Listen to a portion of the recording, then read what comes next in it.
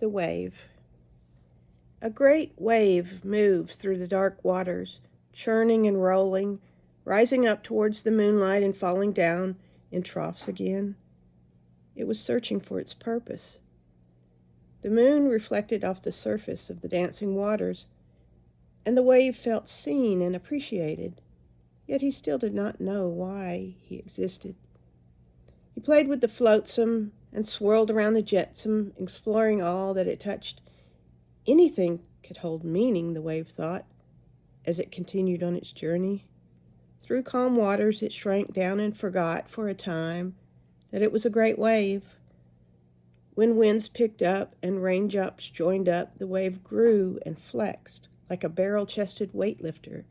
It became proud and yearned to be called to some divine purpose. One day it came upon a wee lass in a tiny wooden boat. She called to the wave, "Please help me, kind wave, for I am stranded with no oars and no way to get home." The wave scoffed at the request.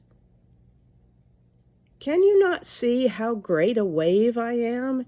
Your tiny vessel would not survive my crests and drops. You are better off waiting for a smaller wave." But his heart was touched by the sadness of the child, and he reflected, perhaps this tiny task is just the start of a great train of bigger and brighter achievements that I am destined to perform. So he relented.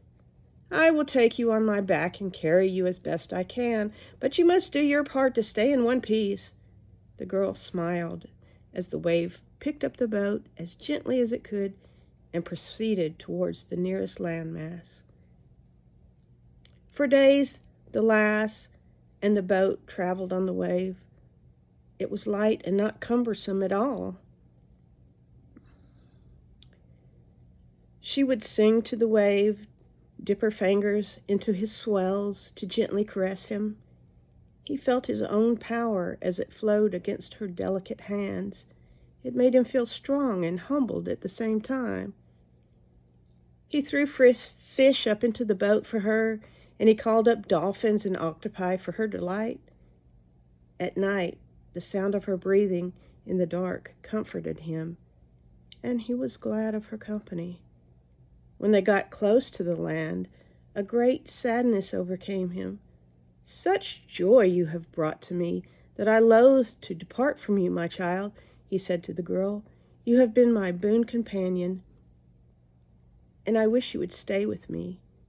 The lass cried, "You have done a good deed for me, and I love you. But my life is on the land, and my family is waiting and probably worried sick." The wave sighed and softened. He looked at the shoreline and decided, "I will take you ashore and deposit you safely, even if it means my undoing." The wave knew that crashing upon the shore would be an end to him. But this child would be delivered, and that was more important. "Do not fret, kind Mr. Wave," she said. "Though you are a wave now, soon you will be part of the vast ocean again, and your spirit will inhabit the depths and breadth of the whole world. I will come and dip my toes into you whenever I can, and one day my children will splash in your shallows."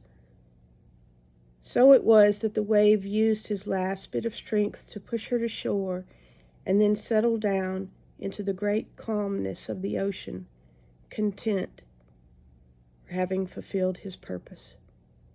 The girl kept her word and visited him often. She grew, married, and bore children who loved the water and splashed happily, playing contentedly while the waters hugged and tossed them about playfully. When she passed, the children brought her ashes and, as she had requested, spread them upon the waters.